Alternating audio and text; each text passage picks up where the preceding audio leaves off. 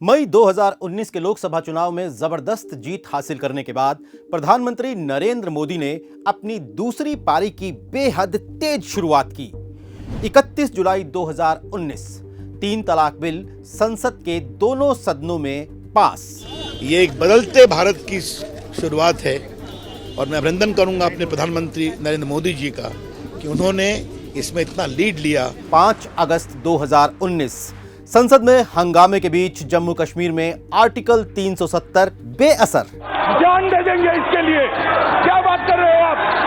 Aggressive होने की क्या बात कर रहे हो? 9 नवंबर 2019 दशकों से लटके राम जन्मभूमि बाबरी मस्जिद विवाद पर फैसला, जो सुनाया भले ही सुप्रीम कोर्ट ने हो, लेकिन उसकी मैसेजिंग बीजेपी मैनिफेस्टो में किए गए वादे को पूरा करने के तौर पर की गई। इस अवसर पर शांति व्यवस्था बनाकर रखें और इस फैसले को किसी की हार अथवा जीत के रूप में नहीं लिया जाना चाहिए। नई सरकार बनने के महज 5 महीने के भीतर हुए इन अलग अलग फैसलों में एक चीज कॉमन है जो इन्हें एक धागे में बांधती है।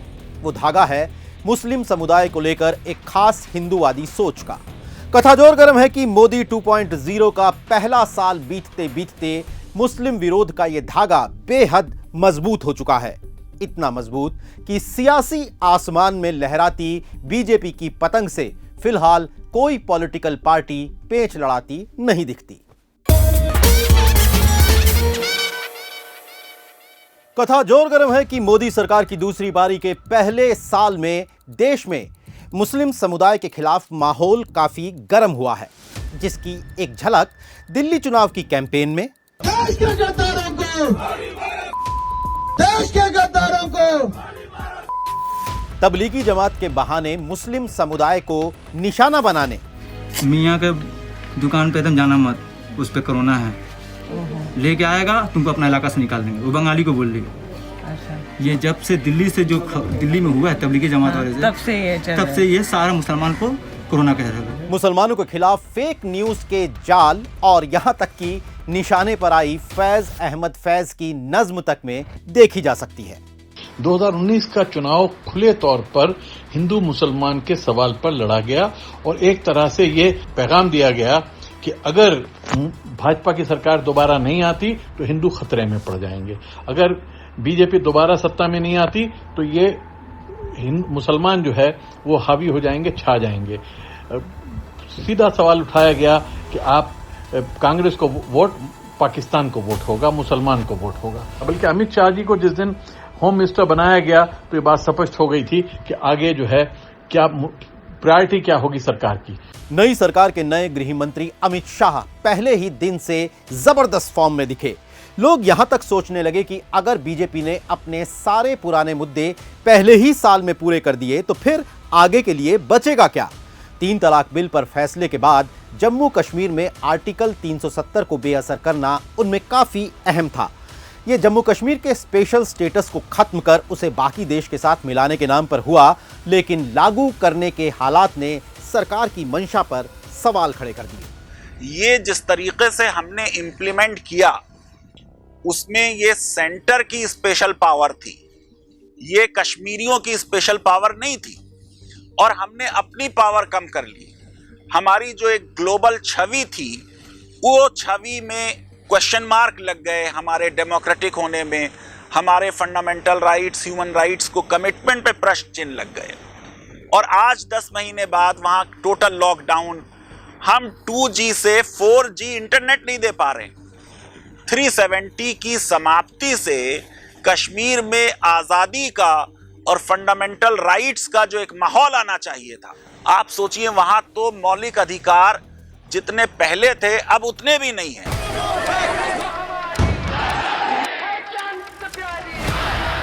दिसंबर 2019 में देश भर में नागरिकता कानून के खिलाफ विरोध प्रदर्शन शुरू हुए। कागज नहीं दिखाएंगे के नारों में तमाम धर्मों और तमाम वर्गों की आवाजें शामिल थीं। सोशल मीडिया और कई मौकों पर मेन स्ट्रीम मीडिया ने भी इन प्रदर्शनों को मुस्लिम समुदाय की साजिश साबित करने की पूरी कोशिश की। कई जानकार मानते हैं कि निपट चुके पुराने मामलों के बाद CAA का मुद्दा बीजेपी की लंबी सियासी रणनीति का हिस्सा है। तो नागरिकता का मुद्दा मुझे लगता है कि हिंदू मुस्लिम परिप्रेक्ष्य में लाकर एक लॉन्ग टर्म पॉलिटिक्स की शुरुआत की गई है और जो पहले से 4 आयाम मुस्लिम विरोधी रणनीति के बने हुए थे उसके साथ इसको आत्मसात करा दिया गया। यानी अब ऐसा लगता है कि सीएए दरअसल एक तयशुदा कानून है, उसका फायदा हिंदुओं को होगा और मुसलमान उसके विरोधी होंगे। तो ये जो बाइनरी हम क्रिएट कर देते हैं हिंदू मुस्लिम की, उस बाइनरी का सीधा फायदा भाजपा अगले कुछ वर्षों में लेना चाहती है और यही इस मोदी 2.0 की मुझे लगता है कि सबसे महत्वपूर्ण परिघटना है। विरोध का एपिसेंटर बना दिल्ली का शाहीन बाग, जो खासतौर पर दक्षिण पंथियों के निशाने पर रहा। अब जरा बीजेपी आईटी सेल के जाने माने मुखिया अमित मालविया की 15 जनवरी 2020 के इस वीडियो ट्वीट को देखिए। शाहीन बाग के पर्दाफाश का दावा करने वाले इस वीडियो में बताया जा रहा है कि शाहीन बाग की महिलाएं प्रदर्शन नहीं कर रही बल्कि ड्यूटी कर रही हैं, और वो भी 500 रुपए और बिरयानी के बदले। वो लेडीज जो बैठी है 500 रुपए ले रही है, लेडीज जो बैठी है वहाँ पे खाली कुंज में पैसे बट रहे हैं उनके पैसे 500 रुपए ले रही है लेडीज, 500 700 बिरयानी खा रहे हैं वहीं पे, बस खाना चल रहा है, चाय बिरयानी सब यही से ज्यादा पैसा जा रहा है उनको। घर पे जाओ खाना वाना बना करके आ जाओ, जो घर पे ना सो यहाँ बैठो 500 रुपए ले जाओ, क्या दिक्कत आ रही है। फरवरी 2020 में हुए दिल्ली विधानसभा चुनाव के प्रचार की इस क्लिप को भला कौन भूल सकता है। देश के गद्दारों को अब इस बात पर हैरानी मत कीजिए कि आखिर पार्टी ने केंद्रीय मंत्री अनुराग ठाकुर पर कोई कार्रवाई क्यों नहीं की। इसे समझना इतना आसान नहीं है, इसके कई आयाम हैं। दूसरा आयाम मुस्लिम विरोधी घटनाओं के सामान्यकरण या नॉर्मलाइजेशन का है। कहीं भी कभी भी मुसलमान को प्रताड़ित करना अब एक आम सी बात लगने लगी है। तीसरा आयाम खुले तौर पर हिंदू हित की रक्षा के विमर्श को स्थापित करना, ये बताया जाना कि दरअसल हिंदू हित हमेशा मुस्लिम विरोध से जुड़ा हुआ, यानी हिंदू और मुसलमान कभी साथ रह नहीं सकते। अनुराग ठाकुर से लेकर अमित शाह तक सभी हिंदू हित के बहाने मुस्लिम विरोध की राजनीतिक रणनीति करते नजर आते हैं। हालांकि इस कैंपेन के बावजूद दिल्ली चुनाव में बीजेपी को करारी शिकस्त का सामना करना पड़ा। चुनाव के फौरन बाद 24 फरवरी 2020 को देश की राजधानी दिल्ली हिंदू मुस्लिम दंगों की आग से धधक उठी। दिन दहाड़े हत्याएं, घरों दुकानों में आग, सरेआम लूटपाट और इन सब के बीच बेबस प्रशासन और पुलिस। इसके बाद शुरू हुआ कोरोना वायरस का लॉकडाउन और उसके बीच गिरफ्तारियों का सिलसिला। ये गिरफ्तारियां नागरिकता कानून के खिलाफ मुखर रहे सफूरा जरगर, मीरन हैदर, शर्जील इमाम जैसे स्टूडेंट एक्टिविस्ट और कश्मीर के पत्रकार मसरत जहरा और पीरजादा आशिक जैसे लोगों की थीं। और सबसे खास बात यह कि उन पर आरोप आतंकवाद विरोधी कानून यानी UAPA के तहत लगाए गए। अब लॉकडाउन के दौरान यूपा का इस्तेमाल, वो लॉ जो अपने आप में एक टेरराइजिंग लॉ है, it is the law that टेरराइजेस।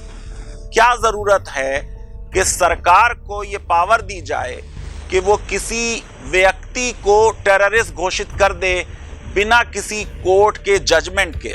मैं ये समझता हूं इस तरह के ब्लैक लॉज जो हैं वो सरकार की और प्रधानमंत्री जी की जो इतनी अच्छी छवि है उस छवि को धूमिल करते हैं। और ये जो नीचे लोग लेवल के लोग जो हैं एक रिप्राइजल का माहौल बनाए हुए हैं, लोगों को अरेस्ट करके स्टूडेंट्स को और उनके ऊपर इस लॉ को लगा रहे हैं, ये सबसे ज्यादा नुकसान इससे प्रधानमंत्री की छवि को पहुंच रहा है।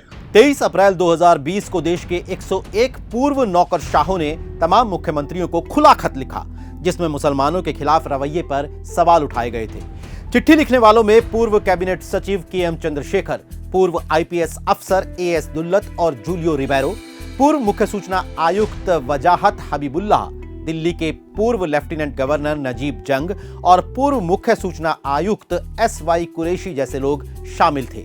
30 अप्रैल 2020 को सोशल मीडिया पर एक विवादास्पद पोस्ट के मामले में दिल्ली अल्पसंख्यक आयोग के चेयरमैन जफरुल इस्लाम खान के खिलाफ देशद्रोह की FIR दर्ज की गई। उन्होंने आरोप लगाया कि खास वजह से उन्हें निशाना बनाया गया है। ये इनका असल जो उनका जो मुद्दा था और जिसमें वो कामयाब हो चुके हैं वो था कि जफरुल इस्लाम को एक और टर्म नहीं मिले। अब जब इन्होंने इतनी कंट्रोवर्सी पैदा की है तो जफरुल इस्लाम खान को कोई भी नया टर्म नहीं मिलने वाला है।